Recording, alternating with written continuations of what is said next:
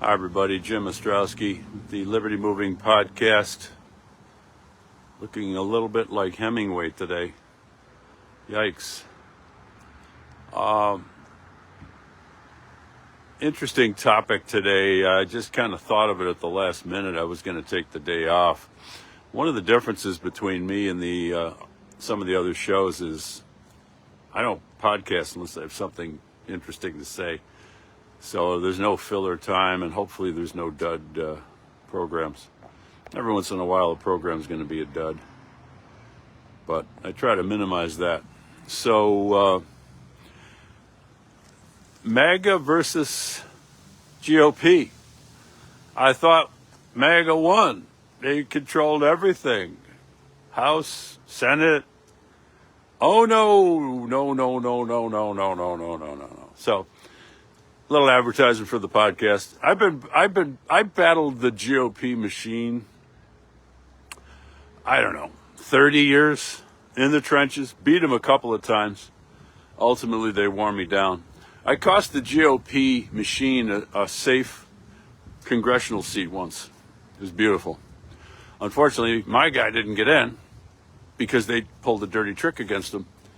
And guess who won that seat? Kathy Hochul. So, as Al Pacino said in Son of a Woman, I've been around, been around the block a couple of dozen times. I know where all the fucking bodies are buried. So what's this all about? Well, here's the problem. I mean, there's many problems. The whole point of MAGA was to change the Republican Party, to do something different. Because after all, the Republican Party had always been a big government party. A couple good years under Harding Coolidge, but let's just put that aside because it had no impact really on future events. It's always been a big government party. Reagan came along with some libertarian rhetoric, but he didn't do anything to shrink government. Government got bigger, in fact, in my opinion. I think that's what the data shows. It's always been a big government party. So they never shrank government. They did not repeal a single progressive program since 1913. That's the beginning of the progressive era. You can't shrink a progressive program before then because they all started in 1913. So the big conundrum, and I did a prior show about this, but I'm going to do it again because it's timely. The Democratic Party is the party of government. I think everybody knows that. Everybody admits that. The Republican Party is supposed to be the party of the private sector. The Democrats want big government. The Republicans are supposed to be the party that wants to shrink government. That's what we're told. So we've been told. That's why the rank and file donate a lot of money, time, and energy, only to be disappointed decade after decade, election after election. My opinion is the Republican Party, meaning the non-MAGA Republican Party, is one of the greatest fraud schemes of modern times because they have been saying they're for limited government, this, that, and the other thing for decades, and they've never delivered. And they can't say, well, we didn't have the power. They did have the power. They've controlled the White House. They've controlled the House. They've controlled the Senate. And yes, sometimes they've controlled all three, like under George W. Bush and actually under Trump. But they've never delivered on any of these promises, and it's the frustration with the failure of them to staunch progressive big government. That's the ruling model in the country that eventually caused economic stagnation in the 70s. And as I said before, all these people were puzzled as to why Trump won. Because the working class hadn't had a raise in 40 years? How about that? The working class hadn't had a raise in 40 years under this uniparty, big government, progressive big government model. So Trump gets in there by accident. You have to understand this. Trump got in there by accident. I mean, Trump had this unique combination of qualities, and he had, which are, first of all, he had money, to seed money to start a campaign. He had universal name recognition,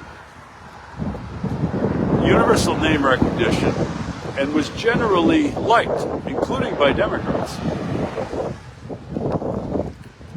And he had amazing communication skills. He's one of the best communicators I've ever seen, and I study this stuff. I'm a trial lawyer. I make a living communicating. I'm a writer. I make a living communicating. He's one of the best communicators I've ever seen. He had one other quality that allowed him to win in 2016. They underestimated him. Trump was a joke. There's no way he could win. We've all seen all the hysterical. Trump's not going to be president, from 2016. We've all seen it. It's hysterical. You grab a beer and some popcorn. You watch this stuff. I could watch this stuff from 2016 forever. They never saw him coming. They thought he was a joke. They thought he would be the designated loser to Hillary. Just the continuation of left progressive big government, the deep state, and so on. Neocon foreign policy. So Trump got in there by accident. It was an accident. They didn't. The first guy since Kennedy that the establishment didn't control who got into the White House, and you know what happened to Kennedy. I used to say you couldn't assassinate Trump. I guess I was wrong about that. I guess they were just desperate because that would precipitate a revolution. By the way, my hypothesis is, thank God, not yet tested. Because I do think that would precipitate a revolution, in all honesty. So, with all the obstacles against, we all know that Trump won again against, incredible odds. A lot of hard work by people for, the grassroots and certain people the cast. I'm not gonna reiterate all the cast. So Trump gets in there. Okay, fine. Wow, pretty significant victory. California's still counting. California should just be set off to sea. I mean, why this is a part of the United States? I don't know. They can't even count votes, and Arizona can't too. But in any event, it's perceived and was a decisive Trump victory. Hey, and they won the House and they won the Senate, so everything's fine. Oh no, folks. No. Because the GOP, the Bush GOP, you thought that you got rid of those people, right? No. They control everything except the White House. Everything except the White House. They control, and I'll explain what.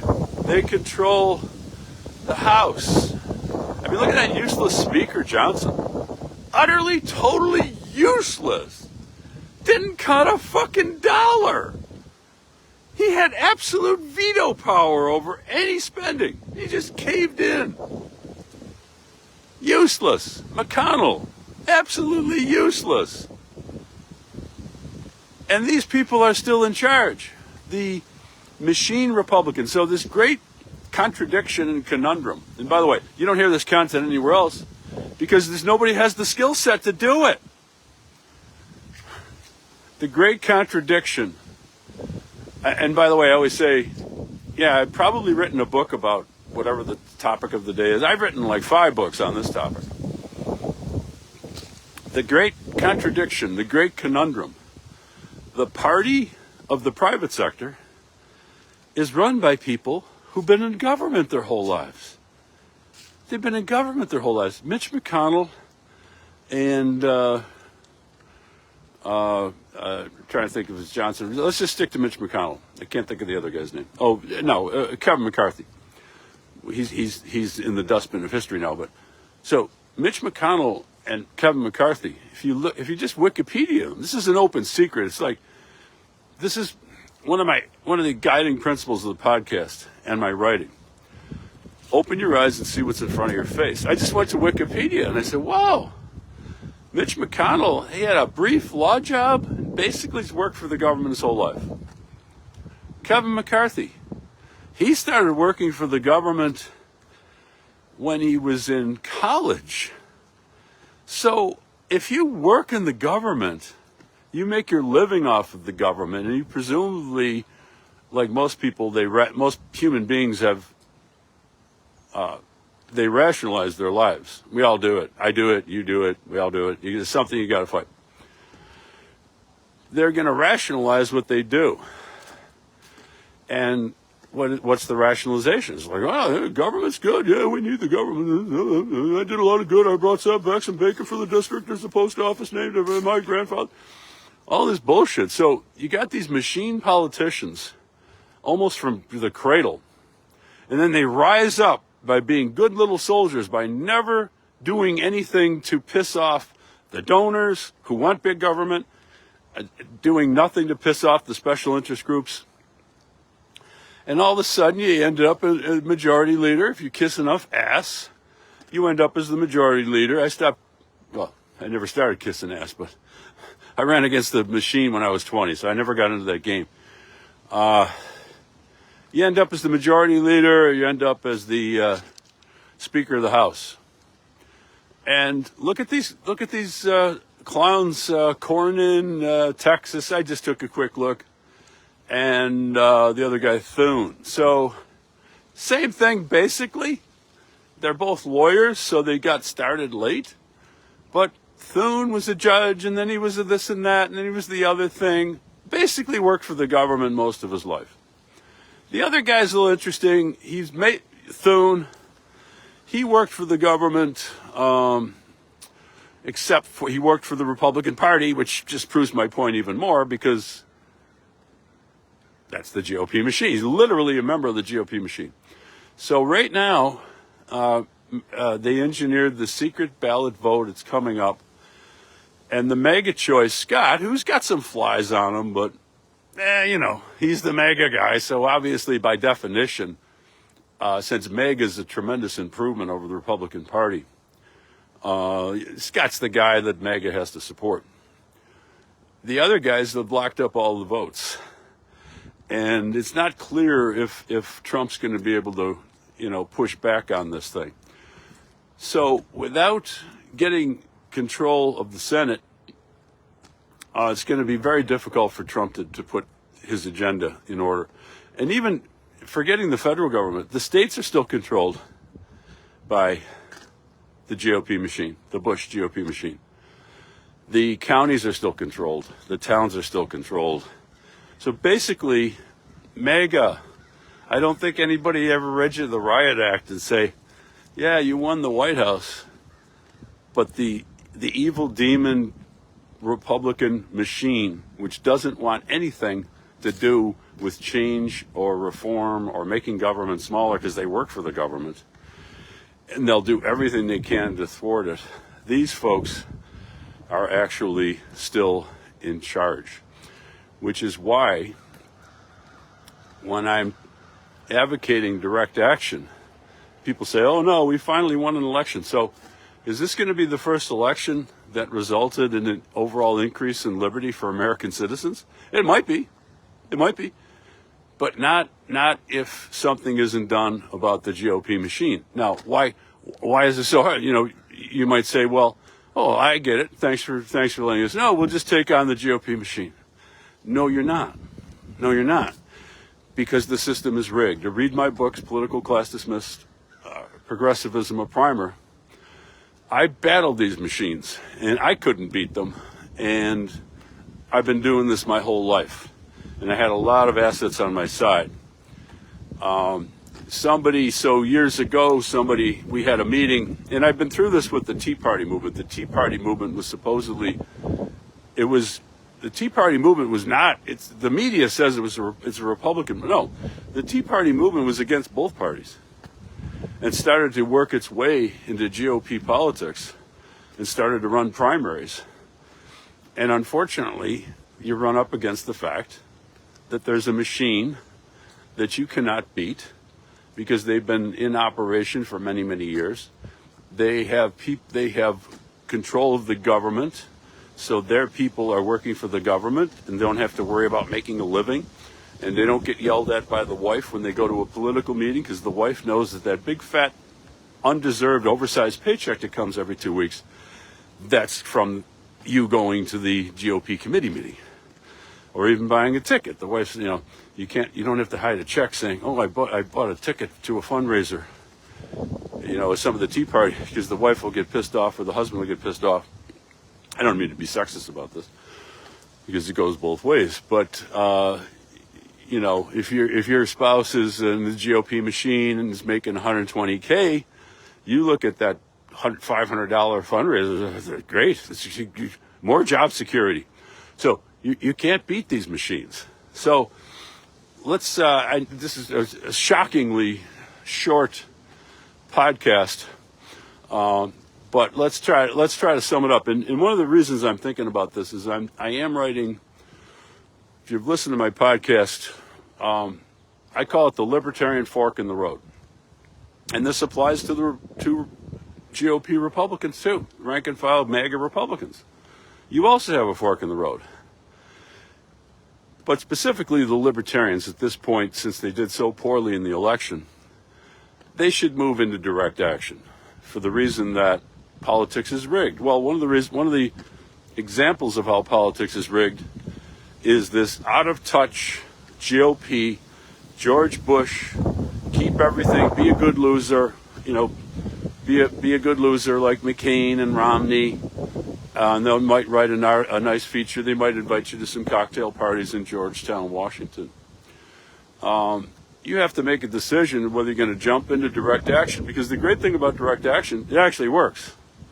Like me walking 7,500 steps a day, that actually works. I'd probably be dead without it, because I, have some medical issues. And I have the energy to go out in a cold day. I'm just wearing a little sweatshirt. Cold day, do a podcast with no notes. It works. Direct action works. But the other fork in the road is, okay, let's take advantage of this, from a libertarian point of view, the opening to Trump. Well, fine, but what ideas are there out there? So I'm actually writing a book, which is made some progress on. I got up super early in the morning before my workday, and this is why I'm thinking about all these things. And I think you'll get a kick out of that book. I'm hoping to set up some sort of a program down in D.C., because I realized I put the gun book out. I should have had the damn book party down in D.C. and handed out copies to all the congressmen and senators, but I don't have the money to do that. But I'm hoping to have some sort of an event down in D.C. soon. The book is called How President Trump Can Use Libertarian Ideas to Make America Great Again. So this is why this topic is on my mind. Trump's got 2 years. Even if he gets control of Congress, he's only got 2 years to do it. So I think what I'm going to close on is this. Look at how hard you worked. Look at how this guy dodged 2 bullets, 3 bullets, whatever. He accidentally got in there. The first guy, the deep state didn't control, dating back to JFK, and look what happened to him. I think you have to start to look. Yes, you push hard. Let's get some things done. Hopefully some libertarian things done. But let's be realistic, folks. Politics does not work except for machines and well-organized special interest groups. And I think we're going to find that out. So that's about it for the Liberty Moving podcast, where you hear content that you will not hear anywhere else. I guarantee it.